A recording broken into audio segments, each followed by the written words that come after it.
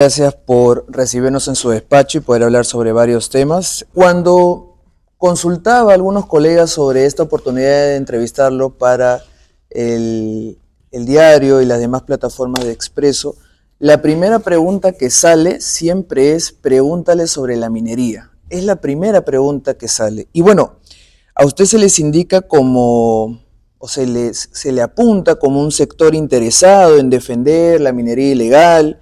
Y esto porque sabemos de que usted asesoró legalmente a la Federación Minera de Madre de Dios en su momento. Entonces la pregunta es: ¿cómo rebatir esa percepción negativa sobre este tema y sobre su persona respecto a este tema puntual?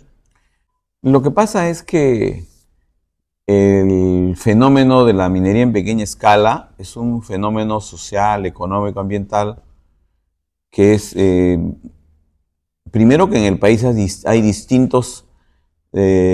hay tres regiones naturales, y en esas tres regiones naturales se practica esta minería, y son distintos, o sea, la forma de trabajo, los sistemas que se utilizan, los derechos que el Estado ha otorgado son diferentes. Entonces, tampoco no es lo mismo la minería en el sur como en el norte o en el centro del Perú, menos en la Amazonía, que es totalmente diferente, ¿no? Entonces, en Lima lo que hay es una total desinformación, ¿no? Entonces, y se confunde, o sea, todo se mezcla. Entonces, aquella persona que habla de pequeña minería, ya habla de minería ilegal. Entonces se ha creado una suerte de leyendas negras, ¿no? Y son preconceptos y prejuicios que en realidad no corresponden a la realidad, ¿no? Entonces, primero, desinformación. Segundo, desconocimiento, ¿no? Entonces acá hay, entre comillas, especialistas que hablan, que intervienen en la televisión, en la radio, y realmente las personas que somos de la zona donde hay actividad minera, los escuchamos, que realmente pues eso es opinión de gabinete, de oficina, ¿no? No tiene nada que ver con la realidad concreta, ¿no? Entonces, yo soy de Madre de Dios, ¿no? Soy congresista por mi región, y una de las actividades económicas más importantes de mi región es la actividad minera, de minería aurífera. Entonces resultaría, digamos, incoherente que el congresista de la región, cuya actividad económica más importante es la minería, no conozca del sector y no proponga alternativas legales para ordenarla, para formalizarla, ¿no? Entonces yo atribuyo a eso. Y yo, las veces que me han entrevistado, cuando he entrado acá al Congreso, he dado una conferencia de prensa donde debe haber estado la señorita, que la veo siempre en Pasos Perdidos, y hemos aclarado con documentos, con cifras, con montos, con proyectos de ley, que esa leyenda de que Eduardo Salguana apoya la minería ilegal, esa es una leyenda y es totalmente falso, ¿no? Pero bueno, yo lo tomo por ese lado, ¿no? De un desconocimiento, y lamentablemente yo no puedo estar saliendo en cada caso a aclarar, ¿no? Y hay medios de prensa que repiten, y periodistas que repiten igual. No se acercan al tema, pero opinan. Pero bueno, así estamos en democracia y libertad de expresión. ¿Qué sucede? Mira, en Madre de Dios no se puede hacer minería en toda la región. Solo se puede hacer en un área que se llama el corredor minero. Este corredor minero tiene extensión de 580.000 hectáreas aproximadamente. El total de las hectáreas de mi región es 8.500.000, o sea, no es ni el 5.8% de mi región. En esa área está autorizada la minería. Yo he sido asesor legal de la Federación Minera de Madre de Dios, que sus representados son los que están dentro del corredor minero, o sea, están en un área permitida y están en proceso de formalización. Entonces, ¿cómo puedo yo defender a los mineros ilegales si están esos mineros en la zona autorizada por la ley, ¿no? Y una ley dada cuando yo no era congresista. Son normas que se han dado el 2012, se amplió el 2016 en el gobierno del señor Kuczynski, y así todos los gobiernos han dado normas al respecto. Entonces, eso es lo que yo te puedo decir, ¿no? Y estamos con la conciencia tranquila, y por eso si yo estuviera en esa condición, tendría denuncias de ese tipo. Mis colegas no me hubiesen apoyado. Yo he tenido 95 votos para ser presidente del Congreso, porque ellos saben que mis proyectos de ley lo que buscan es, al contrario, ordenar la actividad minera en mi región, que realmente está bastante anárquica en este momento. Y también cuando uno revisa, digamos, el perfil de usted, pues salta, quizás algunos se olvidan con prontitud porque ha pasado algo usted ocupó un cargo hace 20 años como ministro de Estado. Entonces, otra de las cuestiones que salen allí cuando se habla de ministro de Estado, que estuvo medio año más o menos. 7 meses. 7 meses, durante el gobierno de Alejandro Toledo. Y la pregunta es, que en su momento también se refirió a eso. Bueno, no hay, digamos, un eco mucho de esto, porque por supuesto algunos medios no tocan mucho este tema, pero respecto a la interoceánica, ¿no?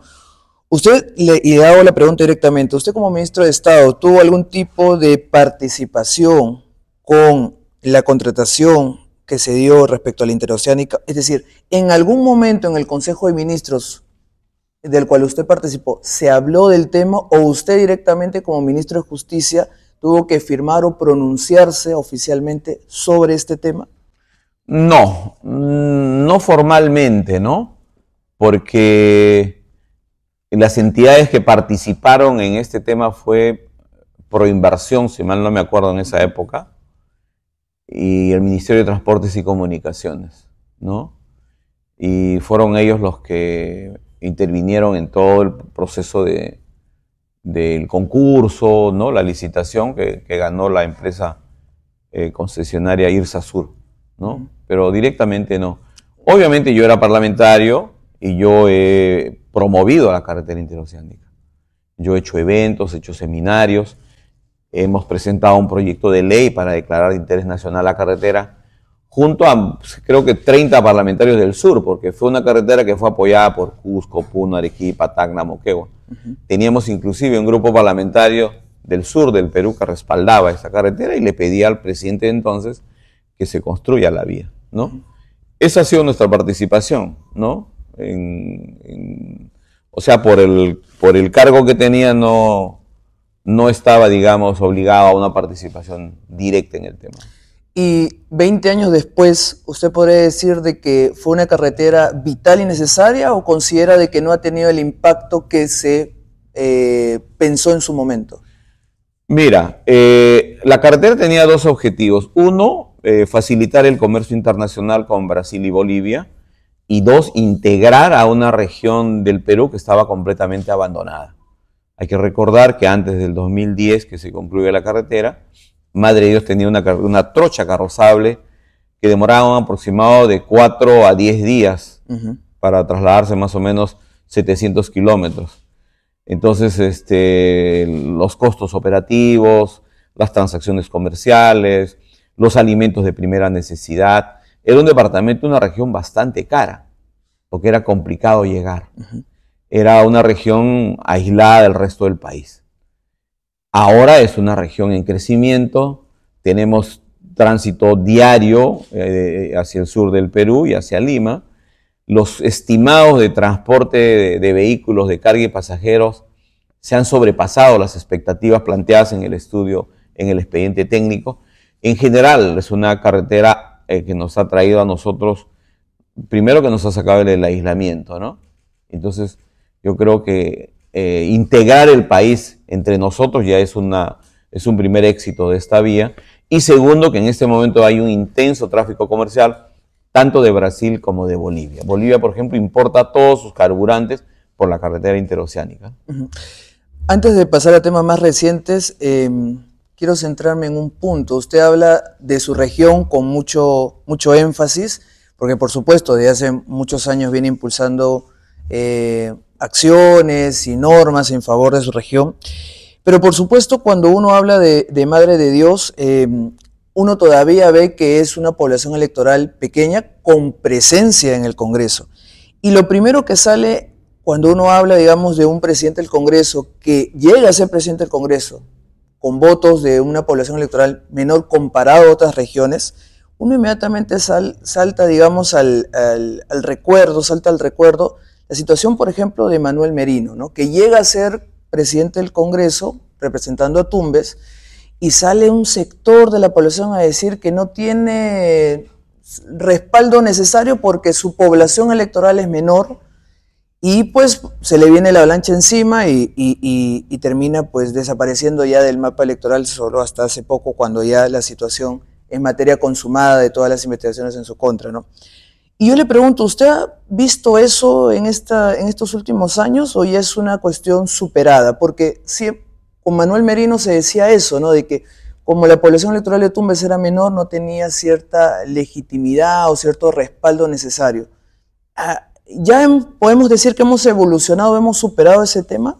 ¿Verdad que no he escuchado un comentario de esa naturaleza, no? Porque al final los parlamentarios que votan por decidir a su mesa directiva lo hacen también por la trayectoria, ¿no? Por la capacidad, por la experiencia que pueda tener, en este caso, el presidente, ¿no?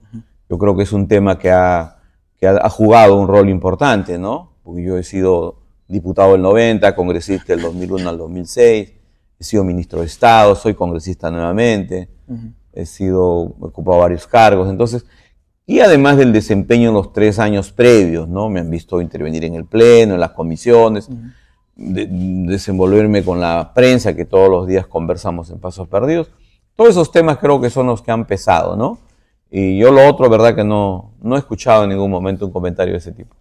Vamos a temas más recientes. Sobre el caso Andrea Vidal, que estalló durante su gestión, le hago la consulta si es que todos los citados referente a trabajadores del Congreso y todo lo que se le ha solicitado al Congreso, sí está contemplado en esta investigación, es decir, por parte de los trabajadores del Congreso y por parte del Congreso como institución, ¿se ha entregado o se ha hecho una presentación total de lo solicitado por la Fiscalía para que la investigación pueda ir por buen camino y tener finalmente un cauce, una conclusión?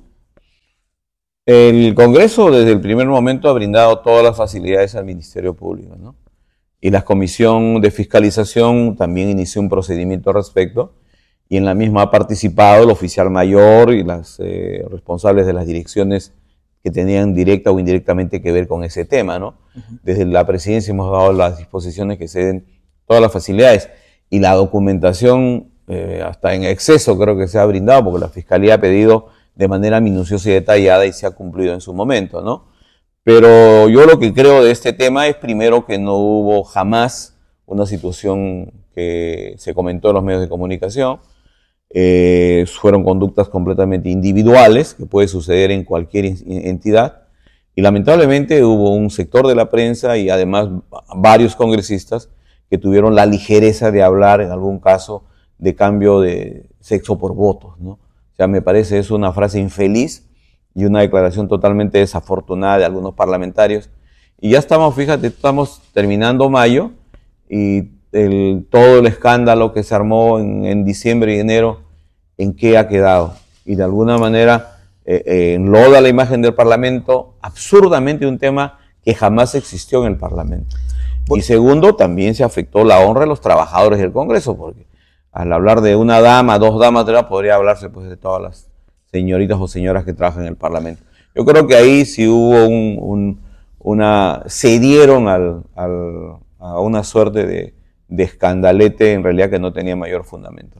Bueno, lo que pasa es que se exacerbó también porque personas que tuvieron cargo de importancia y que estuvieron sentados en esa silla como usted, dijeron pues que había aquí un dormitorio y que por ahí pues podía pasar de todo, ¿no? Me refiero directamente a la señora Mirta Vázquez, cuando hizo eco de ese momento en el cual comenzó a enseñar que abajo de esta oficina pues había una habitación y había todas las comodidades como para pasar el buen rato, ¿no? Bueno, mira, al respecto de lo que tengo que decir, como lo dije en su momento, que las declaraciones de la señora Mirta Vázquez, expresidenta del Congreso, fueron absolutamente irresponsables, ¿no? Inaceptables, ¿no? Viniendo sobre todo de una dama, ¿no? Si ella fue presidenta y ella detectó en su momento una situación irregular o sospechosa de algo, una conducta incorrecta, debió denunciarlo, ¿no? Pero se subió al carro de la búsqueda del escándalo y el alarmismo y declaró los absurdos que declaró, ¿no? Entonces yo realmente no le doy mayor importancia, pero reprocho que una ciudadana que ha ocupado este alto cargo se refiere así de su propio parlamento, ¿no? Bueno, la búsqueda de titulares, la búsqueda del afán de protagonismo político a veces nos hace cometer estas ligerezas, ¿no? Hace unos meses en la Plaza Bolívar usted se comprometió ante decenas de alcaldes a contribuir a que mejore su presupuesto y que, digamos, más dinero llegue a las regiones. Y ahora sale con más fuerza la propuesta de esta modificación del IGB. Asumo que está de acuerdo con esa propuesta de variación del IGB, ¿o no es así? Lo que nosotros estamos de acuerdo es que los municipios del país, provinciales, distritales y de centro poblado menor, tengan mayores recursos. Yo vengo de provincias, viajo por el país, recibo a los alcaldes provinciales, distritales y de centros poblados aquí en esta oficina de manera permanente. Y si uno revisa las cifras de los presupuestos, tenemos municipios que no tienen ni siquiera $500,000 para proyectos de inversión los 12 meses del año. Entonces son municipios que languidecen, alcaldes que vienen a peregrinar en los ministerios, a que le aprueben un presupuesto para su obrita, su pequeña proyecto de inversión pública. Entonces creo que es momento de hablar de descentralización presupuestaria, ¿no? Hay que recordar que del 100% del presupuesto general de la República, solamente el 15% se destina a los municipios. 70% lo maneja el gobierno central. Entonces yo creo que es hora de paulatinamente ir mejorando la condición presupuestaria de los municipios. Y esta no es una norma que rige de manera inmediata, va a ser gradual por 4 años. O sea, el 2026 0.5%, el siguiente lo mismo, hasta llegar al año 2029. Entonces creo que hasta esa fecha podemos también implementar mecanismos de supervisión, de fiscalización, para garantizar que esos presupuestos en mayor volumen que va a llegar sean utilizados en bien de la población. Señor Salguana, ¿el Congreso es el soporte de Dina Boluarte? Yo lo que creo que es el soporte de la democracia, del sistema político, ¿no? Yo creo en la democracia, creo en la división de las funciones del poder, ¿no? Creo en que cada estamento sea independiente, autónomo, ¿no? Respetamos las decisiones del Poder Judicial y obviamente lo que ha sucedido en el país es la pretensión de un golpe de Estado del presidente constitucional. El Congreso no tenía otra salida más que vacarlo, como lo hizo, y quien ingresa o quien debe ingresar es su vicepresidenta. Entonces, lo que hemos hecho es simplemente aplicar la sucesión constitucional. Y la señora Boluarte le corresponde gobernar hasta el año 2026. Y nosotros siempre hemos repetido que parte de la garantía o de las condiciones para que el Perú salga adelante es que tiene que haber estabilidad política, ¿no? Mira, hasta el año 2016, desde el 2001, del 2000 con el presidente Paniagua, hemos tenido continuidad democrática. 3 presidentes, si tú revisas las cifras, que eres un joven periodista, te vas a dar cuenta que los niveles de pobreza se redujeron drásticamente en ese periodo del 53 al 26, 28%, en solo 15 años, y crecimos a un promedio del 5 o 6%. Entonces todo eso se empezó a ralentizar en el gobierno de Ollanta, que fue un gobierno pues no tan eficiente, pero ya se terminó de consumar el 2016 cuando ingresa el presidente Kuczynski y empiezan los problemas y la confrontación entre el Congreso y el Ejecutivo, que terminó con la renuncia del presidente, el ingreso de su vice, la disolución del Congreso, la vacancia del presidente. O sea, empezamos una ruleta totalmente peligrosa de inestabilidad. Nosotros creemos que el presidente que es elegido tiene que terminar su mandato. Si comete un acto grave, un acto indecoroso, el Congreso lo vacará. Pero no podemos usar la vacancia como lo ordinario. Es un mecanismo extraordinario que además, fíjate tú, no se había utilizado en toda la República. Se pretendió usar con el presidente Billing en 1908 o 10 y luego se aplica con Fujimori en el 2000. Así es. Y ahora, desde el 2010, hemos querido aplicar como 10 veces la vacancia. Entonces, eso no nos hace bien. Entonces, este Congreso no se dio los cantos de sirena de cambio de presidente, de disolución del Congreso, que se vayan todos, que se pretendió con todos los actos de violencia que pasaron aquí el 17 de diciembre hasta enero o febrero, que lamentablemente llevó a una suerte de hechos luctuosos con el fallecimiento de 50 conciudadanos, ¿no? Que nunca debió suceder, pero pasaron cosas bastante graves, ¿no? ¿Para usted es un tema menor o mayúsculo el asunto de las cirugías de la presidenta Dina Boluarte, que enmarca un presunto abandono del cargo y un presunto intercambio de favores? ¿Es un tema para usted menor o mayúsculo? Mira, siempre que sea algún tema vinculado a un alto dignatario como es la presidenta, siempre es un hecho importante. Pero hay que darle el nivel y el contexto que corresponde y ponerle en el lugar que corresponde.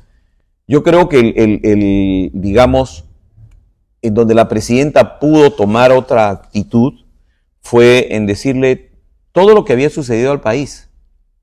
Porque creo que lo que la ciudadanía le desagrada es que pretendamos no decirle lo que realmente ha sucedido, ¿no? Cualquiera tiene un problema de hacerse una cuestión estética, o quieres verte mejor, ocultar las arrugas porque los años pesan y el tiempo no perdona, ¿no? Eso es normal, es una decisión personal, ¿no? Pero en su caso creo que debió señalarle de manera muy directa a la ciudadanía lo que realmente sucedió. Pero de ahí pretender implementar vacancias o pretender otro tipo de situaciones, me parece que no correspondería, ¿no?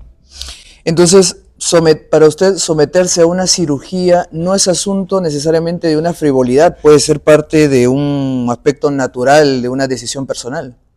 Sí, yo creo que sí. O sea, si tú haces una estadística en el Perú, decenas o cientos de damas realizan este tipo de cirugías y varones también, ¿no? Porque puedes hacer, por ejemplo, para sacarte las manchas de la mano, ¿no? Uno tiene ya su edad y puede desaparecerlo con tranquilidad en una sesión de médicos especializados. Pero esa es una decisión personal de cada uno, ¿no? La presidenta lo hizo, ¿no? Y creo que ella tiene derecho a hacerlo, es su decisión particular, pero ella es la presidenta. Entonces debió, creo, en su momento, transmitirle al país ese interés que tenía en hacerlo, ¿no? Cuando usted dice uno como varón se puede hacer también digamos una cirugía o una revisión estética para quitarse la mancha, ¿es porque usted ha pasado por eso? ¿Por eso lo menciona? No lo he hecho. Si te lo diría si me hubiese hecho, ¿no? Okay. Además los tengo ahí bien marcados. Está bien. Pero no, digamos en el rostro o algo, al momento de asumir como congresista. No, ninguna. Ahora, ¿considera que el gabinete Arana debe corregir algunos puntos antes de presentarse ante el Congreso de la República? Esa es buena pregunta. Cuando hubo la renuncia del premier Adriansen, nosotros opinamos de que lo óptimo para el país en este momento tendría que ser un gabinete, digamos, de más ancha base, ¿no? Que la presidenta salga del círculo de ministros o sectores políticos que están a su lado y un poco convocar a ciudadanos de otras características, de otras procedencias políticas, independientes, pero que tengan, digamos, una mayor experiencia, un mayor reconocimiento público y se pueda convocar también a ministros independientes o de partidos políticos, pero que la característica sea básicamente de gente con capacidad, con experiencia, que sean expertos en los temas que se van a ocupar. La presidencia decidió, digamos, convocar dentro de su equipo de trabajo, ¿no? Y complementar con algunos otros. Bueno, esa es una decisión particular. Lo que sí creo que donde debemos incidir de manera muy intensa es en el tema de seguridad ciudadana. Creo que ahí es donde debemos ponerle todo el esfuerzo y también en el tema de reactivación económica, ¿no? Por eso es que algunos sectores expresaron su punto de vista contraria a la remoción del ministro de Economía, ¿no? Sobre todo los sectores empresariales, que veían en Salardi un ministro dialogante, un ministro que traía propuestas que nos iban a ayudar, porque desregular la economía es un avance enorme. Los proyectos APP, por ejemplo, solo la formulación de la preinversión demora 4 años actualmente. Y con él se sacó una ley que nosotros impulsamos que va a demorar 1 año. Entonces estamos destrabando miles de millones de dólares de inversión en Lima y en provincia. Que un sector de especialistas le ha observado y él ha tenido que contestar en una carta, ¿no? Sí, obviamente, la economía como el derecho y toda actividad humana, periodística también, es discutible. Pero para eso es la democracia, se escucha opiniones, si hay errores se corrigen, porque la idea es sacar normas realmente que funcionen, ¿no? También se acerca la elección de la próxima mesa directiva Pero antes de eso, quería consultarle si la actual legislatura se extenderá. Por lo pronto no hay una decisión al respecto. De nuestra vocación es que acaben los plazos constitucionales, que es el 15 de junio. Sin embargo, no descartamos la posibilidad de ampliar una semana más, porque tenemos un conjunto de normas embalsadas y todos los congresistas están solicitando que sus temas se vean en el Pleno, pero el tiempo no nos alcanza. Quizás ampliemos una semana, pero no creo más. Sobre la próxima mesa directiva, ¿usted iría a la reelección? No, nosotros pertenecemos a un partido político y respondemos institucionalmente. Si estamos acá es porque mi bancada me propuso, y cualquier decisión posterior igual tiene que ser de la bancada. La decisión inicial es no participar para el tema de la presidencia y obviamente sí estar en la mesa directiva. Perdón, no participar en la presidencia como bancada, como partido político. No, o sea que un parlamentario de APP ocupe la presidencia nuevamente, ¿no? Sí. Bueno, suena, por ejemplo, José Gerí, ¿no? Lo que ocurre también es por qué suena ahora, cualquier congresista puede sonar en realidad, pero por qué suena ahora bancadas como la de Somos Perú. Lo que ocurre quizás es porque se vienen unas elecciones y por supuesto ser la cara de una institución también lo pone a uno en el foco de la noticia, y frente a una nueva etapa electoral siempre es bueno demostrar de que uno puede estar al margen y no ser el rostro de una institución y con las situaciones positivas y negativas que se ocurren. Entonces, digamos, podría ser también es un camino que haya un rostro diferente ahora en la última mesa directiva de este quinquenio. Bueno, todas las bancadas tienen la posibilidad de postular a cualquiera de sus integrantes, ¿no? Todo pasa, sin embargo, por las conversaciones que hayan, ¿no? Porque aquí somos 13 bancadas y en su momento, yo creo ya a partir de la primera semana de junio van a empezar las reuniones para ir articulando, no solo la mesa, ¿no? Sino también hablamos de comisiones ordinarias, comisiones especiales, ¿no? Entonces es una negociación, digamos, de todo el aparato administrativo del Congreso de la República. Y sobre sus colegas hay un asunto pendiente porque sus colegas critican su lugar de trabajo. O sea, hay congresistas que critican permanentemente el Congreso, su lugar de trabajo. ¿Tiene alguna, digamos, un pronunciamiento hacia ellos que todos los días salen en medios de comunicación cuestionando el espacio donde supuestamente es, como usted dice, el soporte de la democracia del país? Yo considero que son conductas incorrectas, ¿no? Que son conductas que siempre hemos nosotros observado y siempre lo hemos repetido en la prensa, ¿no? O sea, el Congreso, primero que es una institución básica de cualquier democracia. Los 130 que están aquí representados, los que estamos acá, venimos por votación popular y somos un colectivo de 130. De que hay conductas individuales que no se comparte y que son inaceptables en algunos casos, también es verdad. Pero por conductas individuales no se puede mancillar, digamos, a una institución, ¿no? Como tal. Y yo sí lamento ver a congresistas que salen a los medios en busca de figuración política y toman como tema de campaña política el Congreso, ¿no? Hablando mal de sus colegas, ¿no? De la institución, porque todo lo que aprobamos acá forma parte del debate abierto que se da en el Pleno. Hay leyes que salen, que se aprueban y que no son de mi agrado como presidente, pero yo no soy el que decido, la deciden las bancadas con su votación en su momento, ¿no?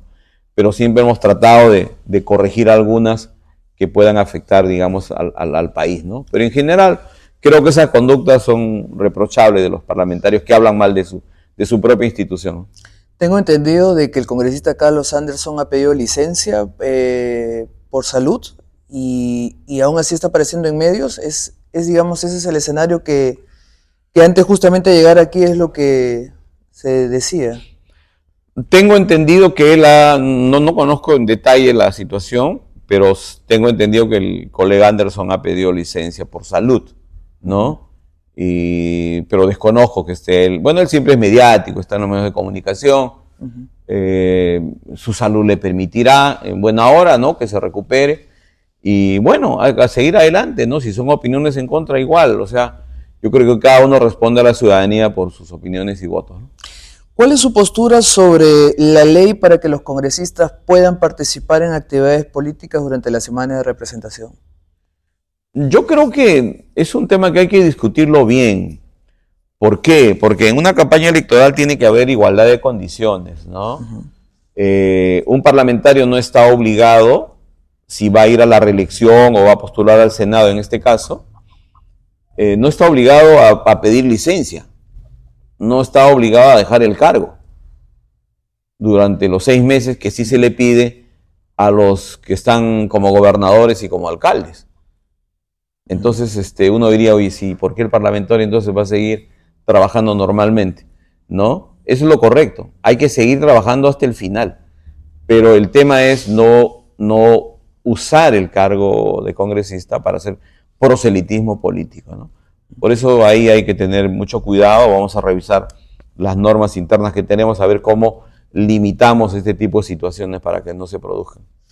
Este Congreso es el que logró materializar y que se va a ver ya en la próxima elección, este tema que se aplazó por mucho tiempo, que es la Constitución o el regreso del Senado, ¿no? El regreso de el bicameralismo. Sí.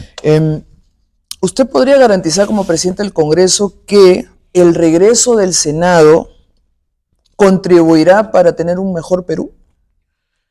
Mira, este Congreso creo que va a dejar como legado cosas importantes, ¿no? Primero, el tema de haber garantizado la continuidad democrática, garantizado que el periodo presidencial se cumpla como corresponde los 5 años. También tenemos que garantizar la transparencia de las elecciones del 2026, evitar que nuevamente el que pierda en las próximas elecciones hablemos de que hay situaciones de irregularidad, garantizar transparencia, ¿no? De tal manera que quien gane sea totalmente legítimo y quien pierda o los que pierdan tengan la grandeza moral de ir y felicitarlo y ponernos juntos a trabajar por el país. ¿Cómo era el sentido de tu pregunta? Si usted podría garantizar que con el Senado habrá un Perú mejor. Ese es un tema, como te decía, junto al tema de mantener el sistema democrático, el tema de la bicameralidad, ¿no? El tema de las reformas que hemos hecho a la Constitución política para permitir que nuevamente tengamos 2 cámaras, como teníamos el año 92, ¿no? Lo que hay que entender y explicarle a la población es que el Congreso representa a la población y tiene que haber un nivel de equivalencia o coherencia entre cantidad de ciudadanos y representantes, entre representados y representantes, ¿no? Fíjate tú, el 90 yo fui diputado, por madre de Dios, ¿no? Soy uno de los disueltos. Y en mi región éramos 20.000 habitantes que tenían un congresista, un diputado. Mira, 20 y tantos años después, Madre de Dios tiene más de 500.000 habitantes y sigue teniendo un solo congresista. Claro, entonces, ¿qué nivel de representatividad puede haber? Igual Lima, 8 millones de habitantes, tiene 30 parlamentarios. Y además no saben ni de dónde son, a quién representa, de verdad, a Huaura, Cañete. Ese es un tema que también hay que arreglar, ¿no? Hay que corregir. Entonces lo que se ha hecho ahora es sumar senadores en 60 y sumando ambos no llegamos ni siquiera al número que teníamos en el 90. En el 90 éramos 180 diputados y 60 senadores. Son 60 congresistas menos. Claro, la población dice, sí, menos gasto, pero la democracia también tiene su costo, ¿no? Y yo lo que creo es que la población, ¿cómo puede garantizar que haya un mejor parlamento? Es que elijamos bien, que del menú que le pongan los partidos políticos sepan escoger a los ciudadanos distinguidos, correctos, honestos y obviamente preparados para un cargo de esta naturaleza, ¿no? Respetando el tiempo que nos han dado, esta es la última pregunta. ¿Qué leyes usted considera, aterrizando lo que venía diciendo, qué leyes usted considera que se deben priorizar ya mismo, con esta legislatura, con la que viene, pero con miras a entregar un mejor país para el próximo mandatario o mandataria? Esa es buena pregunta. Mira, desde el año pasado nosotros hemos promovido normas de carácter económico hemos incidido ahora que estoy en la presidencia en dos temas, reactivación económica y lo que es seguridad ciudadana. En lo que es materia económica, hemos aprobado el año pasado la ley de cabotaje marítimo, la reforma al sistema portuario nacional que ha permitido abrir la cancha del transporte marítimo para que aprovechemos de mejor manera el puerto de Chancay, que va a llevar los productos directamente al Asia. El 80% de la producción de los productos que exporta el Perú vienen de provincias. Entonces, sí, traslada por vía terrestre. Y cuando hay paros, huelgas, huaicos, etcétera, se paralizan las exportaciones. Ahora hay que hacerlo por el mar. Ahora lo vamos a hacer por el mar. Y el tema del sistema de la ley de puertos ha permitido que las concesiones que estaban en ese momento vigentes se van a poder ampliar si presentan un plan de inversiones significativo. Y ya está pasando con, básicamente con DP World, que ha planteado un monto de inversión realmente importante, que va a permitir que los puertos del Perú en conjunto se vuelvan los más importantes en América Latina, ¿no? Y ahora con Chancay probablemente se inicie las exportaciones de Brasil por la carretera interoceánica hacia el puerto de Chancay. O sea, eso ha generado una situación económica, un marco legal propicio para el desarrollo de inversiones. Luego hemos aprobado ya en esta legislatura la Ley de Zonas Económicas Especiales. Se ha aprobado en primera votación la Ley General de Turismo. Debemos votar la próxima semana la nueva Ley Agraria, ¿no? De tal manera que encendamos otros motores económicos, ¿no? Lo que es exportaciones, lo que es inversiones grandes. Por ejemplo, en Chancay se prevé que en esta zona económica que se va a crear en Chancay puedan venir hasta empresas como BYD de la China para fabricar autos eléctricos. Y en el caso de seguridad ciudadana hemos tenido dos plenarios de seguridad ciudadana donde hemos aprobado normas que, por ejemplo, en el último incidente acá en la vía expresa, el asesor del despacho del ministro del Interior dijo que la policía habían actuado protegidos por la norma que había dado el Congreso, que permite el uso de armas de fuego en situaciones de flagrancia y que no podrán ser ni abrir investigación ni disponer prisiones preventivas o medidas cautelares personales. Entonces, y hemos dado cerca de 23 leyes sobre seguridad ciudadana. Entonces, creo que este Congreso va a dejar un marco legal que va a ayudar a la lucha contra la criminalidad y segundo, va a ser una leyes de promoción económica, como la ley de APPs que te he comentado, que también le hemos aprobado y que el gobierno la ha observado y haremos las correcciones que correspondan. Lo último, se acerca, estas son sus últimas semanas como presidente del Congreso y todavía le falta un año como congresista, pero imagino que no es el ocaso de su carrera política. Ya adelantó de que no descarta postular al Senado. ¿Cuáles son los planes a futuro de Eduardo Salguana para continuar con la carrera política que ha dejado claro que no es el fin? Sí, yo creo que las personas que estamos en política no estamos, digamos, por ninguna más otro motivo que por la vocación, ¿no? Yo soy político desde la universidad, he sido diputado cuando tenía 27 años, ¿no? He sido gerente general de mi gobierno regional de mi región y el pueblo al que represento me ha honrado con designarme su representante pues, en 3 oportunidades, ¿no? Creo que tengo la experiencia y la energía para seguir todavía en estos avatares de la política, ¿no? Creo que todavía tenemos mucho que aportar y hay que seguir haciéndolo. Y al final, quien decide es el pueblo. Si el político es un político que trabaja, que se esfuerza y que tiene resultados y que los representa bien, la ciudadanía te reconoce. Y eso, por ejemplo, yo siento en mi región. Siento en mi región que hay cariño, que hay afecto, porque en realidad nos dedicamos 100% al tema del desarrollo de mi región y del país, obviamente ahora desde la presidencia, ¿no? Entonces yo creo que el pueblo decide y si ellos nos brindan su confianza, seguiremos en la carrera política. Y si no, igual, la política también se realiza en el llano, ¿no? Sin tener un cargo público. Muchas gracias por su tiempo. No, encantado, gracias.